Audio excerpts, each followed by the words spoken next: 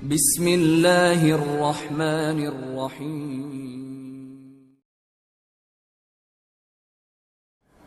Kita lihat Fir'aun ngaku Tuhan. Orang-orang Afrika semua yakin dia sebagai Tuhan. Disembah-sembah. Kemudian datang Musa alaihissalam mendakwai Fir'aun 10 tahun. Hai Fir'aun, kau manusia biasa, janganlah begini. Tidak mau. Tetap Tuhan. Ngaku Tuhan, tidak mau tahu. Saya ringkaskan cerita. Allah subhanahu wa ta'ala berikan 2 cobaan besar sebelum Fir'aun ditenggelamkan. Untuk membatalkan ketuhanan dia. Yang pertama, karena tiap hari makin banyak orang-orang Mesir dan Bani Israel yang beriman pada risalah Nabi Musa alaihissalam, mengakui Tuhan Allah, menikmati yang halal, meninggalkan yang diharamkan, mengerjakan yang diperintah, tinggalkan yang dilarang. Mereka makin banyak. Fir'aun malah terganggu. Fir'aun bilang, ini Musa, ini penyihir nih. Bisa menguasai sekian banyak pengikut saya ini, berarti dia penyihir nih. Panggil Musa, dipanggil ke istan. Wahai Musa, kau ini penyihir. Saya akan tantang kamu, saya akan datangkan juga penyihir-penyihir saya. Kita lihat siapa yang hebat. Kata Musa, silahkan. Tapi saya bukan penyihir. Kata Fir'aun, pilih hari yang kau suka, hai Musa. Kata Musa, baiklah, mau'iduna yaumuz zina. Dalam ayat dikatakan, kesepakatan kita, pertandingan itu kita lakukan di hari zina. Hari zina ini istilah dipakai pada saat itu khusus. Ada satu hari dalam sebulan Bapak Ibu sekalian, hari itu seluruh masyarakat Afrika datang sujud dan memohon kepada Fir'aun. Memang pada hari itu hari massal, datang ke lapangan yang luas, Fir'aun sudah siapkan khusus untuk itu. Subhanallah, Fir'aun setuju. Lalu Fir'aun mendatangkan Bapak Ibu sekalian, bukan 1-2 orang penyihir, 10.000 penyihir. Diiklankan, semua yang mengaku penyihir hebat di Afrika datang. Fir'aun panggil dan akan diberikan upah apapun yang mereka mau. Datanglah penyihir-penyihir ini. Di hari kesepakatan, Musa alaihissalam berdiri dengan saudaranya Harun alaihissalam. Berdiri, bawa tongkatnya. Lalu penyihir ini datang, katakan sama Fir'aun, wahai Tuhan Fir'aun, Tuhan, mana lawan kami nih? Ini aneh, Tuhan minta tolong sama pengikutnya nih. Mana lawan kami? Kata Fir'aun, tuh yang 2 orang sana tuh. Ini 10.000 orang ini. Mereka bilang, itu 2 orang lawan kami. Ngapain rame-rame begini? Kata Fir'aun, kalahin dulu deh. Bunuh kalau perlu. Tuhan gak bisa bunuh. Gimana caranya? Minta tolong sama orang lain. Kalau Allah mematikan kita, 1 urat sarafnya Allah tahan, selesai, mati. Gampang kalau Allah mau susahin makhluknya. Jalan pakai sepatu baru, jalannya bagus, keseleo. 2 minggu sakit. Gampang kalau Allah mau. Tiba-tiba mati. Tapi ini enggak, minta tolong. Kata penyihir, baiklah kalau begitu. Kami dapat apa? Kata Fir'aun, semua yang kalian mau saya kasih. Yang penting kalahin dulu orang ini, hilangin. Tetap saya diakui sebagai Tuhan. Baiklah. Penyihir-penyihir ini sepakat, Bapak Ibu sekalian, untuk mengeluarkan tingkat tertinggi dari ilmu sihir. Ini perlu diketahui ya. Ilmu pamungkas sihir, perhatikan, ini yang paling tinggi. Mengubah sesuatu benda berubah dari bentuk aslinya dan seakan-akan bergerak. Hanya itu. Jadi itu ilmu tertinggi. Apa yang mereka lakukan? 10.000 penyihir Fir'aun ini mengambil tali, Bapak Ibu sekalian, ilmu tertinggi sihir, kata Allah, yukhayyalu min sihrihim annaha tas'a. Dengan sihir mereka mengubah pandangan mata orang pada saat itu seakan-akan tali tadi yang dilempar berubah jadi ular dan bergerak-gerak. Perhatikan, kalau ada orang penyihir demo seperti yang depan antum, kata kuncinya begini, baca bismillah, pegang, kembali kepada bentuk asalnya. Mustahil bisa menyerang. Gak ada ceritanya tuh ularnya bisa nyerang, gak ada. Apa yang membuat penyihir Fir'aun 10.000 langsung beriman sama Allah waktu itu? Sempat Nabi Musa AS kaget lihat, ini 10.000 tali luar biasa ini.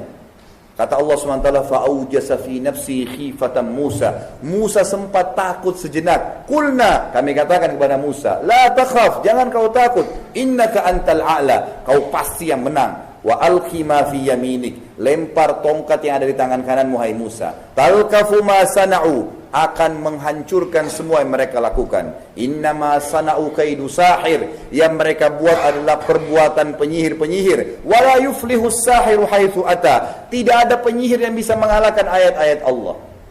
Nabi Musa AS lempar tongkatnya, berubah jadi ular besar. Apa yang terjadi setelah itu? Ini yang kata kunci rahasianya. Banyak orang tidak tahu kenapa tiba-tiba penyihir Fir'aun semuanya sujud, beriman sama Allah. Apa sebabnya? Nabi Musa AS tidak cambuk-cambuk mereka. Tongkat berubah jadi ular, ternyata ularnya Nabi Musa AS jalan lalu memakan ular-ular mereka. Semuanya 10.000 itu, habis semuanya. Semua penyihir tahu, ini bukan sihir ini. Karena kalau sihir nggak bisa nyerang.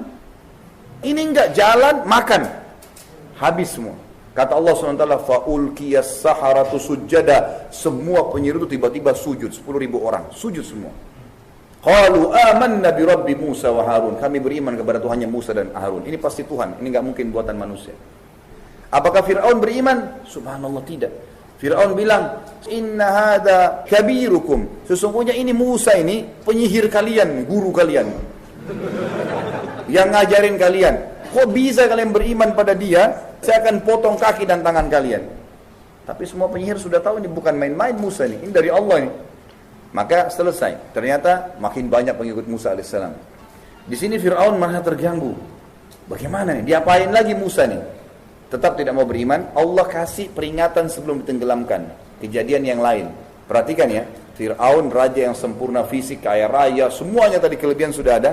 Allah subhanahu wa ta'ala subhanallah timpahkan musim peceklik satu Afrika. Satu wilayah kekuasaan. Enggak turun hujan, kemarau panjang. Sungai Nil, sumber hidup pertama masyarakat Mesir, habis airnya, kering. Sampai dasarnya kering, enggak ada air.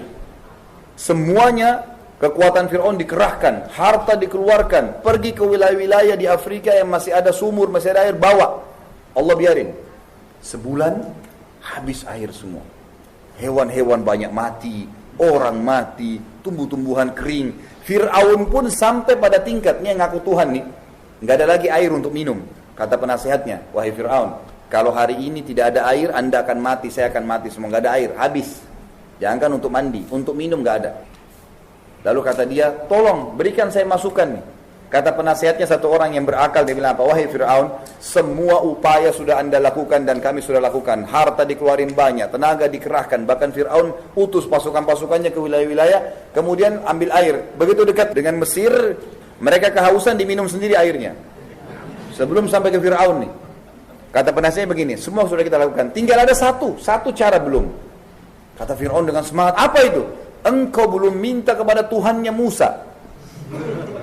Itu yang belum, yang lain semua sudah. Fir'aun dengan semangat, panggil Musa. Wahai Musa, depan orang-orang semua. Kau kan ngaku punya Tuhan. Kalau Tuhanmu bisa turunkan hujan dari langit, maka saya akan beriman dengan kaum saya. Musa senyum. Dan Musa alaihissalam ini dengan hikmah Allah, kata para ulama sejarah, waktu itu berada di sebuah lokasi yang Allah buat subhanallah sumurnya banyak air. Tempatnya Musa. Tapi Fir'aun nggak tahu. Maka Musa mengatakan, wahai Fir'aun, benarkah yang kau ucapkan ini? Kalau saya minta kepada Allah Tuhanku dan Tuhanmu, Tuhan langit dan bumi, nurunkan hujan dari langit, seperti yang kau minta, hilang ini masalah, Mesir pecek lagi ini, kau akan beriman? Kata Fir'aun, tentu saja. Subhanallah, di depan Fir'aun, Musa angkat tangan mengatakan, ya Allah, Zat yang menciptakan langit dan bumi, Zat yang telah menahan air hujan bagi masyarakat Mesir, turunkanlah hujan buat kami. Perlu Bapak Ibu tahu ya, salah satu upaya Fir'aun adalah waktu lagi kering sungai Nil, itu lemparin tumbal, kepala kambing lah, kepala sapi lah, anak gadis didorong di situ, macam-macam, nggak ada hasilnya, nihil. Yang terjadi sama Allah begitu Nabi Musa berdoa, belum diturunkan tangannya dari doa, mendung hujan keras sebulan, sampai sungai Nil penuh, hidup semua sudah mulai kembali, subur. Fir'aun sudah puas. Pertanyaannya, berimankah Fir'aun? Oh, apa yang dia bilang? Hati-hati dengan kata-kata seperti ini ya. Banyak orang, di Indonesia ada banyak orang begini nih. Kalimat kufur, berbahaya. Dia bilang, oh sudah saatnya hujan turun. Artinya, bukan karena Musa nih. Udah diingatin, gak boleh, azab kubur ada, dan neraka ada ini, jangan tak sholat. Sekarang sudah gak apa-apalah, biarin aja. Seperti Fir'aun. Subhanallah, waktu itu tersebar satu wilayah kekuasaan Fir'aun. Ternyata Tuhan Fir'aun gak bisa turunkan hujan. Dan dia minta tolong pada Tuhannya Musa. Dari Tuhannya Musa lebih hebat. Subhanallah, melihat kejadian tersebut, banyak orang beriman pada Musa AS dan Allah SWT. Dia tetap mau melakukan lagi upaya. Apa yang dia bilang? Ini Musa bahaya nih, harus dibunuh. Dikejar Musa AS dengan pasukannya. Ada pasukan intinya Fir'aun khusus itu, membela dia. Kalau kita mungkin Kopassus, terlatih khusus. Itu dipakai sama Fir'aun untuk menyerang Musa. Musa AS lari, manusia biasa lari, menuju ke Laut Merah.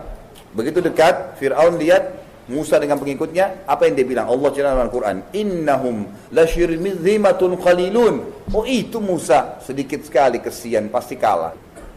Orang-orang pengikutnya Nabi Musa AS berkata, Bani Israel, ya Musa inna lamudrakun. Kita sudah dijangkau oleh Fir'aun nih, pasti kita dibunuh semua, dibantai nih, udah gak mungkin tidak. Apa kata Musa dengan penuh keyakinan? Kalla inna ma'iyya rabbi sayahdin. Gak mungkin, pasti Tuhanku akan memenangkan aku.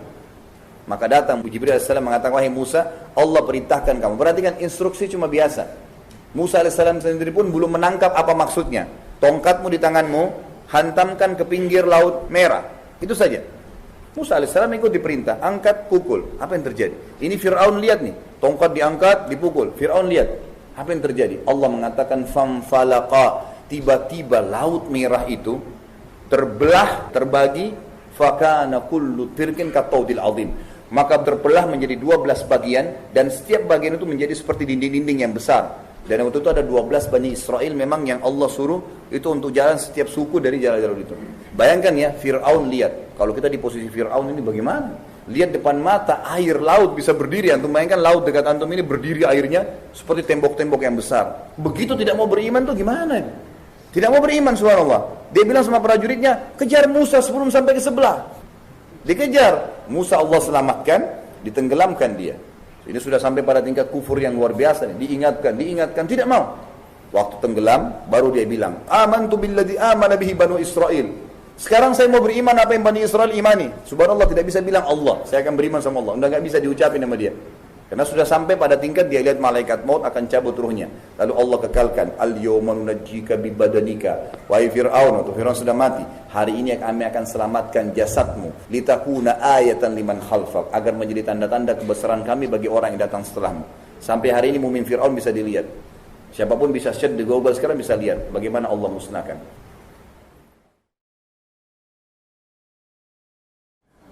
Kita lihat Fir'aun ngaku Tuhan. Orang-orang Afrika semua yakin dia sebagai Tuhan.